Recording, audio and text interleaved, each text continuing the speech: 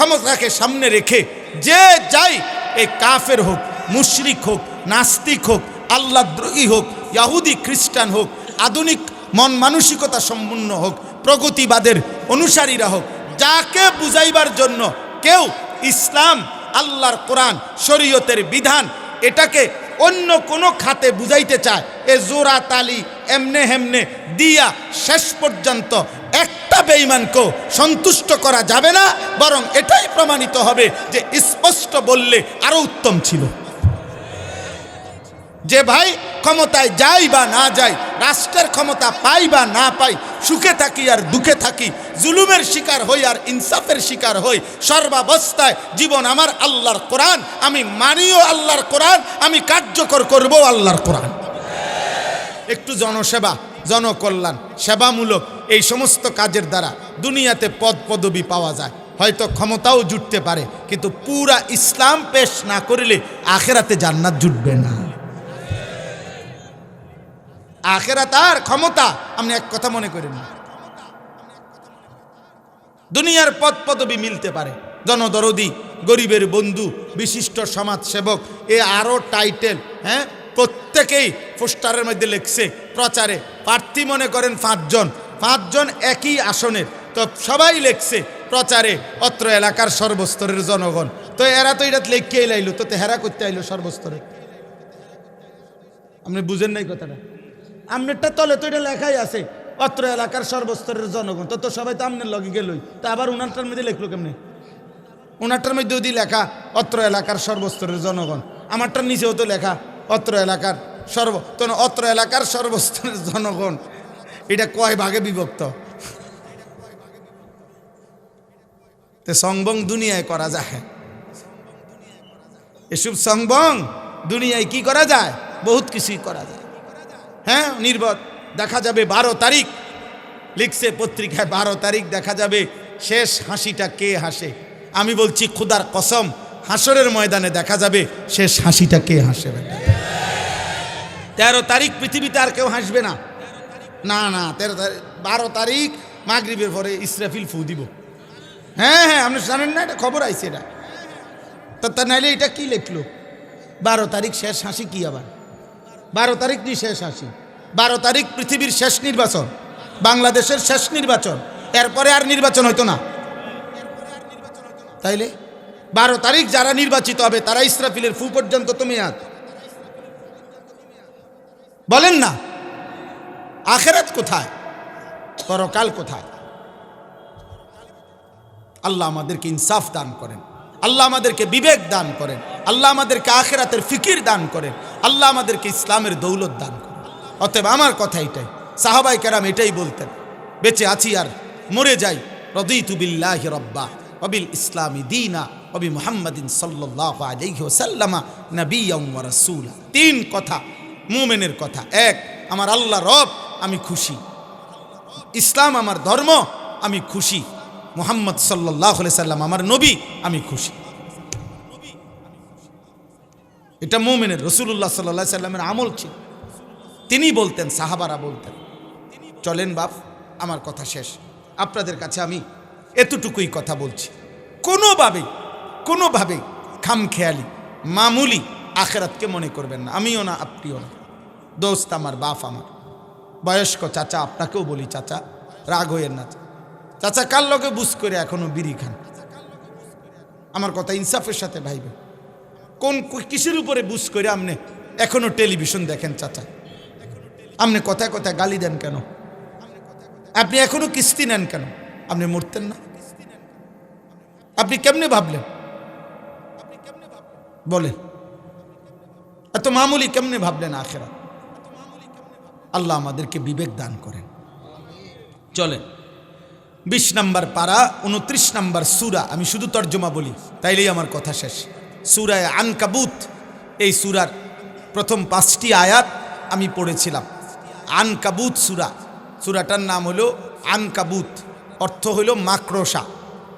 মাকড়সা চেনেন?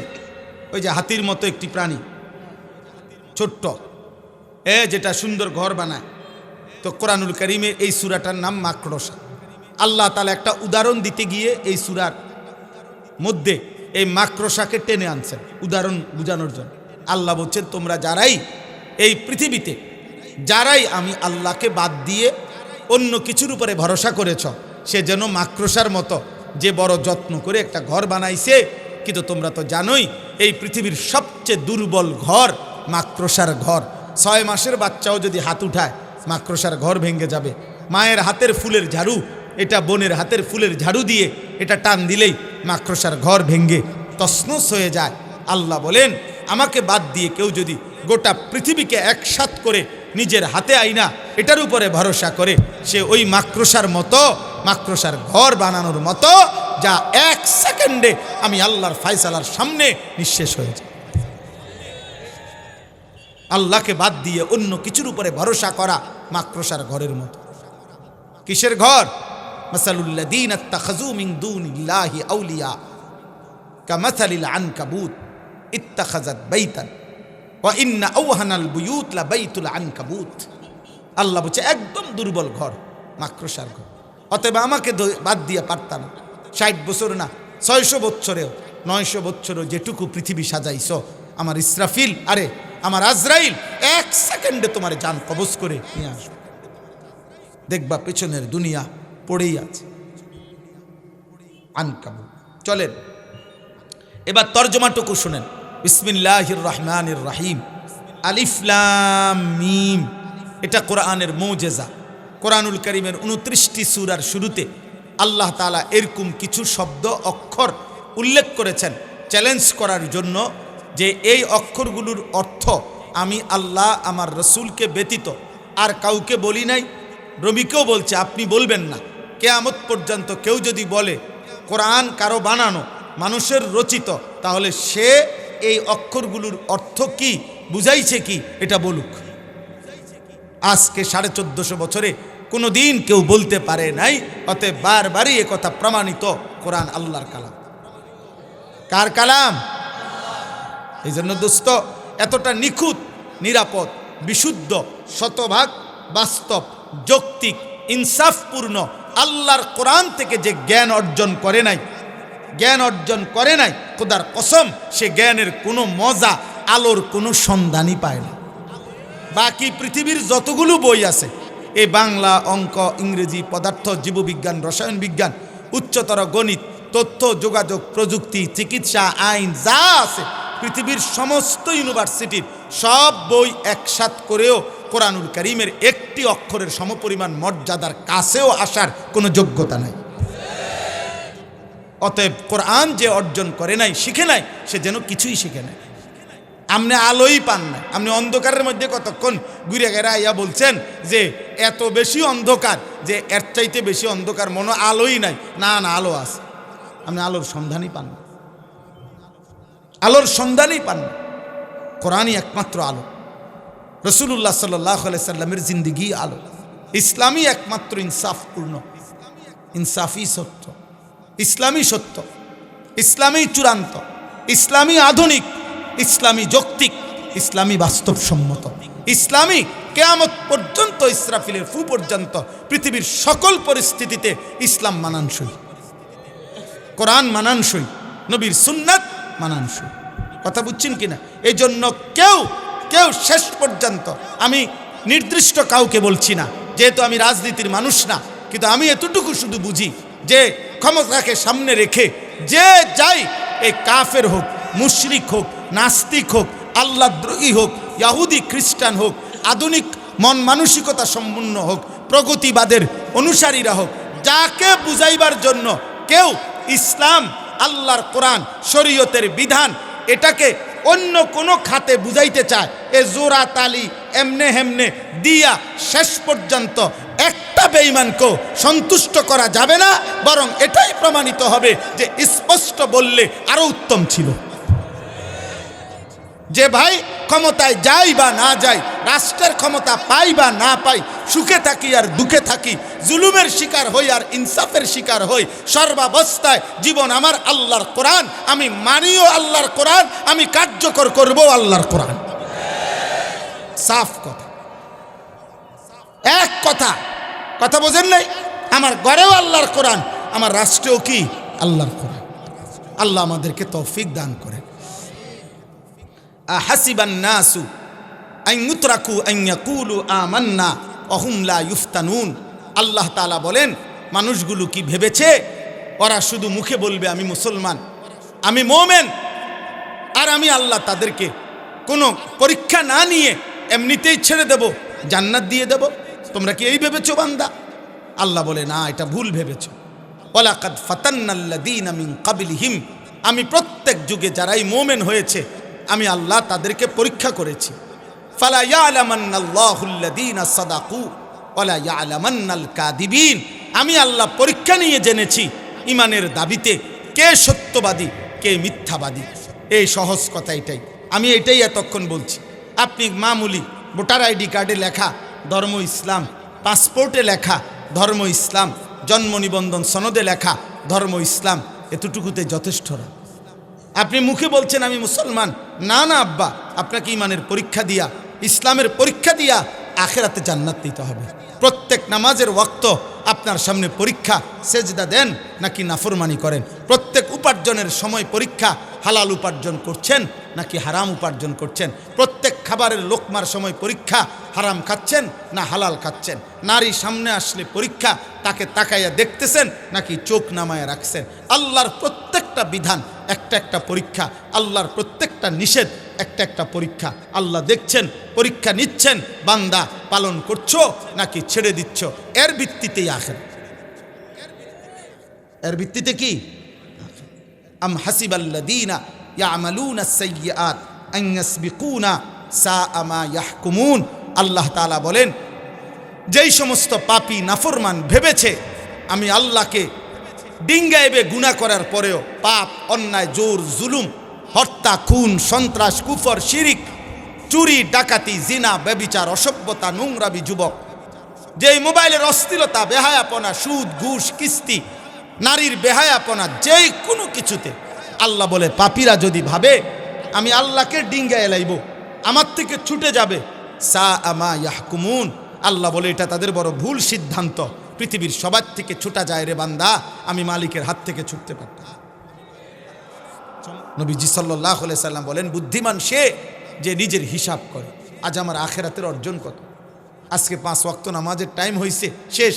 আমি পড়লাম কয় ওয়াক্ত, না পড়লাম কয় ওয়াক্ত, জামাত পড়ছি কয়টা, জামাত ছাড়া পড়লাম কয়টা, তাকবীর উলা পাইছি কদ্দুর, পাইরাই কদ্দুর। আজকের সারা দিনে আমি আল্লাহর নাম আমার জবান দিয়া উচ্চারণ করেছি কতটুকু, করলাম না কতটুকু। আজ মিথ্যা বললাম কয়টা, সত্য বললাম কয়টা। আজ হালাল খাইলাম কদ্দুর, হারাম খাইলাম কদ্দুর। আজ নারীর ছবি দেখলাম কদ্দুর, আল্লাহর কোরআন দেখলাম কদ্দুর। আমার দোস্ত, আমার বাপ, হিসাব মিলাইতে হবে। মস্কারি করেন না। কেউ 10,000 টাকা, কেউ 20,000 টাকা, কেউ নাতি হাফেজ, কারো ফুত আলেম, আপনি বেহেস্তে যাবেন গায়ে। এক একজন এক এক কোনা কানি দিয়া, একটা দুইটা দিয়ে দিয়ে মিল করে বেহেস্তের বুঝ করে লেছেন। হ্যাঁ, আমার একদিন বলছে, মানে আপাদমস্তক বেটা সুদখোর, কোটি কোটি টাকা সুদ খায়, লোনের উপরে, মেল ফ্যাক্টরি, গার্মেন্টস। উনি আমার বুঝে, হুজুর দোয়া করবেন, এলাকায় একটা এতিমখানা দিছি, 30 জন মানুষ, আরে 60 জন বাচ্চা এতিমখানা খায়, মানে দোয়া করবেন, চিন্তা করবেন না, বেহেস্তের বুঝ রাখছি বাড়ি। ওই যে 60 জন এতিম যে ভাত খায়, ওই ওরাই কান্দে করে ওনারে বেহেস্তে নিবে।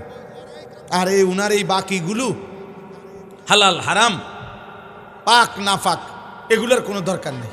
ওনার স্ত্রী বেপর্দা, অসুবিধা নাই, এতিম না ভাত খাওয়ায়, বুঝেন না? উনি না আপনি 10 কোটি টাকা লোন নিছে, অসুবিধা নাই, এতিমখানা আছে না, ওনার এতিমখানা এতিমি ভাত খাওয়ায় যে, বুঝছেন হিসাব। আখেরাতের একটা খণ্ডিত। উনি 30,000 টাকা মসজিদে দিছে, আখেরাতের বুঝ। উনি 4টা ফ্যান দিয়ে দিছে মসজিদে, উনি আখেরাতের মিল করে ফেলছে।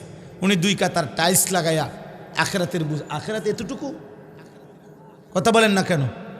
হ্যাঁ, আপনি এই খণ্ডিত একটি আমলকে পূর্ণ আখেরাত কিভাবে ভাবলেন?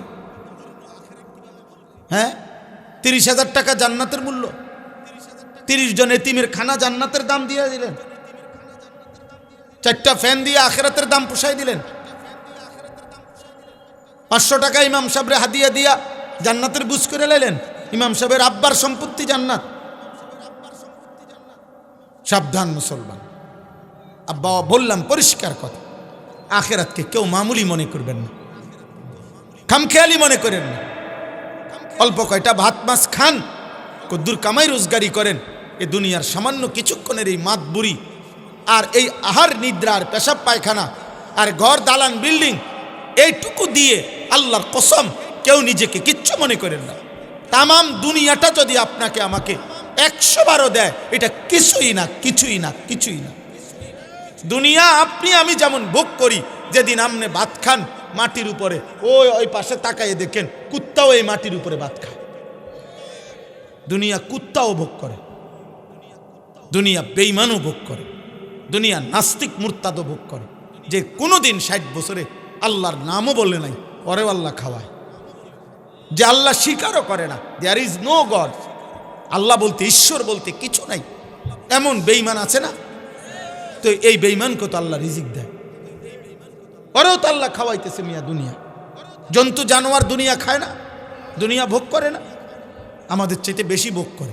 একটা বাঘ যে পরিমাণ খাবার খায় আমরা ওই পরিমাণ খাবার খাই, একটা হাতি যে পরিমাণ খাবার খায় আমরা ওই পরিমাণ খাবার খাই, একটা সিংহ যে পরিমাণ খাবার খায় আমরা ওই পরিমাণ খাবার খাই, একটা সাগরের তিমি যে পরিমাণ খাবার খায় আমরা সেই পরিমাণ খাবার খাই। প্রাণীবিদ্যা গবেষকদের কথা হলো, একটি হাতি 250 কেজি খাবার খায়, একদিন 90 লিটার পানি পান করে। একটি তিমি একবারে 200 জন সামর্থ্যবান মানুষের সমপরিমাণ খাবার খায়। আচ্ছা, ফরমালিন আছে ওদের খাবারের মধ্যে, 2 নম্বরই আছে কিছু। তো দুনিয়া পিওর ভোগ করে জানোয়ারে, পিওর। আমগো সব কিছুতে ফরমালিন, আমাগো একটা খাবারের মধ্যে বিশুদ্ধতা আছে? বলেন এটা। আপনি মনে করেন এই হে বলছে 100% খাঁটি, এ কথাই পুরাটাই মিছা কথা। বুঝাইলাম আর কি। তাইলে এই ঝামেলার ভিড়ে, ভেজালের ভিড়ে, 2 নম্বরের ভিড়ে কি দুনিয়ার ভোগ করলাম? এটুকু দুনিয়ার জন্য আখিরাত ছেড়ে দিলাম। যুবক ভাই, তোমরা একটা মোবাইলে নারী দেখতে দেখতে আল্লাহ ছেড়ে দিলাম। 365 দিন এমন অনেক ছেলে কোনো দিন ফজরের নামাজ মুসলমানের ঘরে জন্ম নিয়ে পড়লা না আব্বা। এত নিকৃষ্ট মুসলমান, মুসলমানের ঘরে এত বড় বেহাদব, এত বড় অসভ্য, আয় হায় কেমনে হইল আব্বা? ওর বাবা কোথায়, ওর মা কোথায়? এরে কি কেউ বলবে না যে তোমার আল্লাহ নাই, তোমার আখেরাত নাই? 60 বছর বয়স্ক একজন চাচা প্রতিদিন বিড়ি সিগারেট খায়। আহা চাচা, আপনাকে কি কেউ বলবে না যে আপনার কবর আছে, আপনি মরতেন না? 60 বছরও কি আপনার গুনাহ ছাড়ার টাইম হয় নাই? 60 বছর বয়স, এখনো কথায় কথায় গালি দেন, আপনি মরতেন না? 60 বছর বয়স, এখনো প্রতিদিন চা দোকানে বসে রঙিন টেলিভিশনে নাটক, সিনেমা, নর্তকী দেখেন, ছি ছি, আপনি মুসলমান না? আজকে 40 বছর আপনার ঘরে প্রত্যেক দিন রঙিন টেলিভিশন চলে, আপনার বউ বাচ্চা, নাতি নাতনি আপনার নাচ গান নর্তকীর ছবি দেখে, আপনার এই ঘরের মানুষ এগুলো মুসলমান না? এদের কোনোদিন মনে পড়বে না এটা গুনাহ? একদিনও না। এটা আপনারা নিয়ম বানায় নিলেন গুনাহকে, বিড়ি খাওয়াকে জীবন বানায় নিলেন, গালি দেওয়াকে জীবন বানায় নিলেন, ফজরের নামাজকে না পড়াকে জীবন বানায় নিলা বাবা।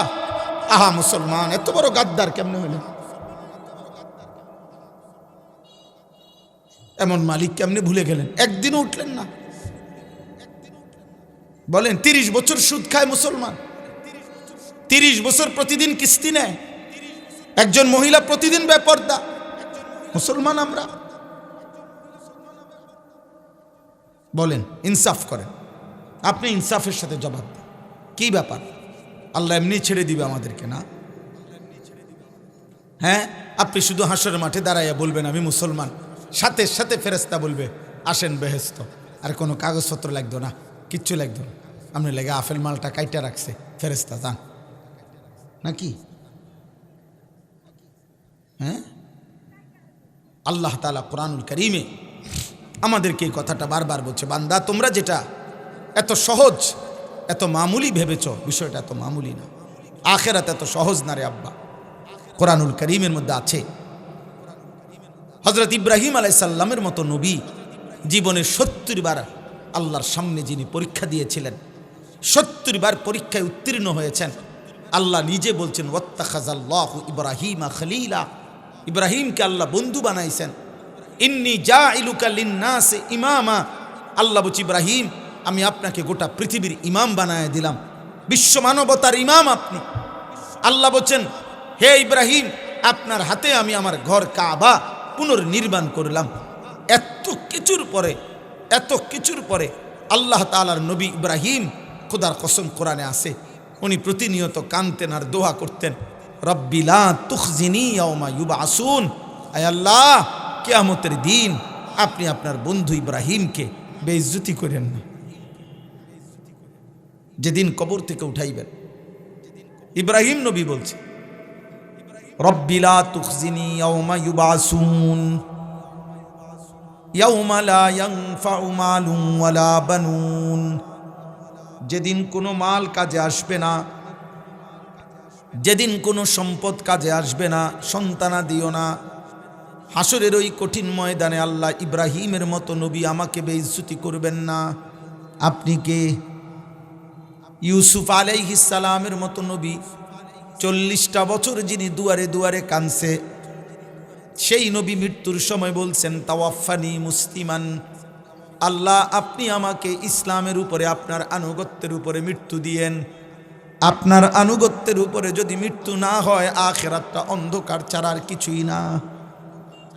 আমাদের নবী সাল্লাল্লাহু আলাইহি ওয়াসাল্লাম নবীজি নিজে 5 ওয়াক্ত নামাজের পরে, যার কোনো গুনাহ নাই, যার কাছে আখিরাতের কোটি কোটি মর্যাদা আল্লাহ রেখেছেন, যার জন্যে সেই নবী সাল্লাল্লাহু আলাইহি সাল্লাম 5 ওয়াক্ত নামাজের পরে নিজে দোয়া করতেন আর নিজের জন্যই বলতেন আল্লাহুম্মা হাসিবনি হিসাবান ইয়াসীরা, আল্লাহ আপনি আপনার বন্ধু এই মুহাম্মদের হিসাব আপনি সহজ করে দিয়েন। নিজের ব্যাপারে বলতেন। আপনি কে? আমি কে? বলে।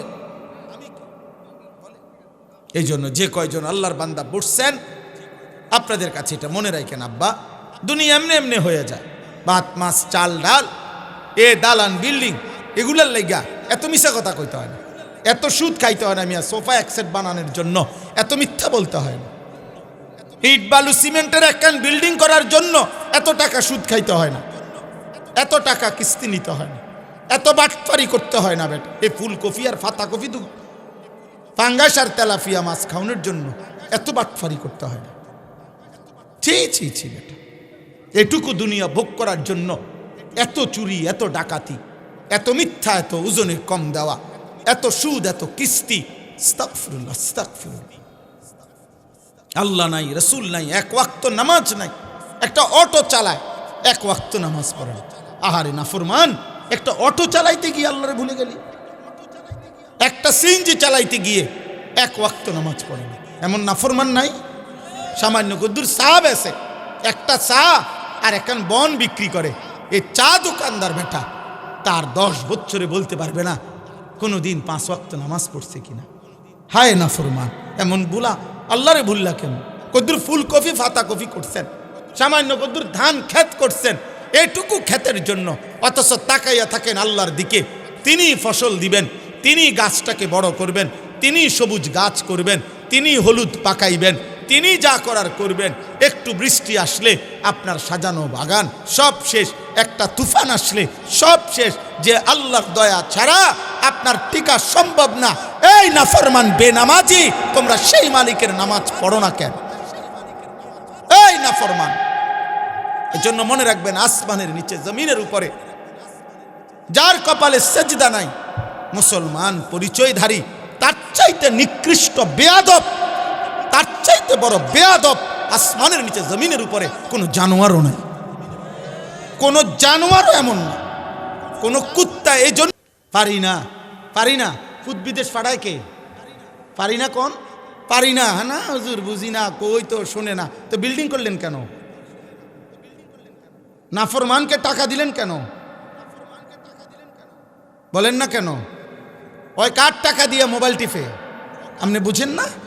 ও কার দেওয়ার বিদ্যুৎ বিলে আর ডিশের বিলে রঙিন টেলিভিশন, এই বউ বাচ্চা নাতনি নাতনি যে দেখে, এগুলোর বিল দেয় কে? আপনি দেন না? কথা বলেন না কেন? আপনি দেন না? হ্যাঁ, তো তাহলে আপনি যে বললেন আপনি পারেন না, তাহলে আপনি এই নাফরমানের জন্য তার দুনিয়ার সব প্রয়োজন পূরণ করে দিচ্ছেন কেন? তাকে বলেন যে তুমি যেহেতু আল্লাহ ছেড়ে দিছো, তো তুই আর আমার লগে থাকি কি তুমি আলাদা হও। আমি আমার জীবনে একবার, আলহামদুলিল্লাহ পড়ালেখার জীবনের আমার মনে আছে, একবার জীবনে বলছি আব্বারে, আব্বা আমি এই মাদ্রাসায় পড়তাম না, আমাকে আরেকটা মাদ্রাসায় ভর্তি করাবেন। আমার আব্বা বলছে, ফুত, পরের লোকমা ভাত আমার ঘরে খাইও না, এক লোকমা ভাত খাইবা না, সাবধান, যাও বাইরো, এই মাদ্রাসায় পড়তে হবে, আমি জানিয়ে দিছি। কানতে কানতে চলে গেছি, বুঝছি এই বাপ ঠিকই পরের লোকমা ভাত দিবে না। হ্যাঁ, আমাদের জিম্মাদারিটা কি ছিল?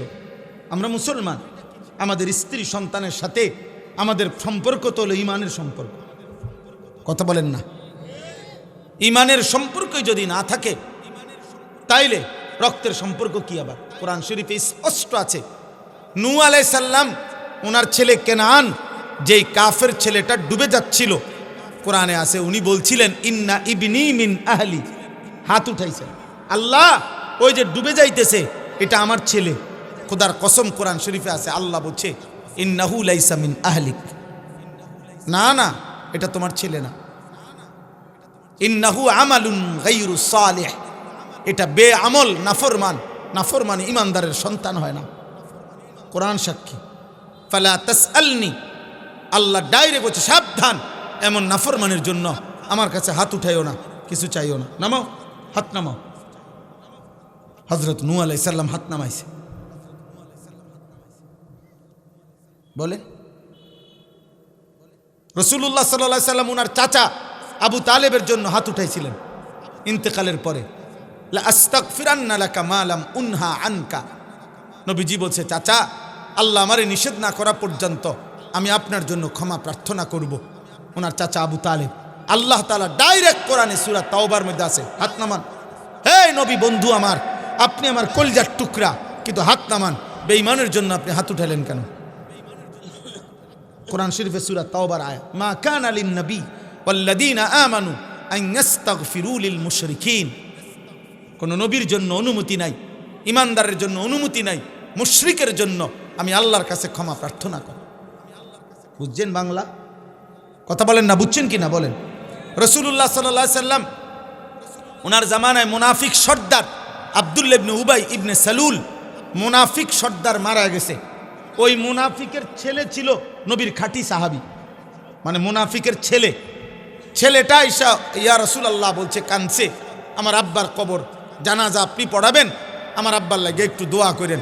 আল্লাহর নবী হাত উঠাইছিলেন, আল্লাহর কসম কোরআনে আল্লাহ বলছে হাত নামান।